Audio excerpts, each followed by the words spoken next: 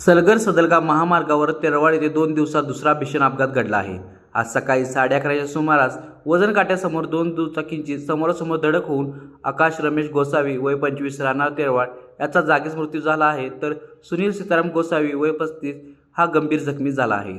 आकाश हा स्प्लेंडरवरून कुरुंदवाडहून तेरवाडकडे येत असताना सुनील हा बॉक्सर गाडीवरून विरुद्ध दिशेने येत होता। धडक इतकी तीव्र होती की आकाशचा जागीच मृत्यू झाला। जखमी सुनीलला जयसिंगपूर येथील खासगी रुग्णालयात दाखल करण्यात आले असून त्याची प्रकृती चिंताजनक आहे।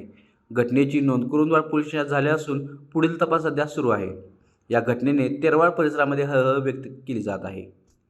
लाईव्ह मराठीसाठी कुरुंदवाडहून कुलदीप कुंभार।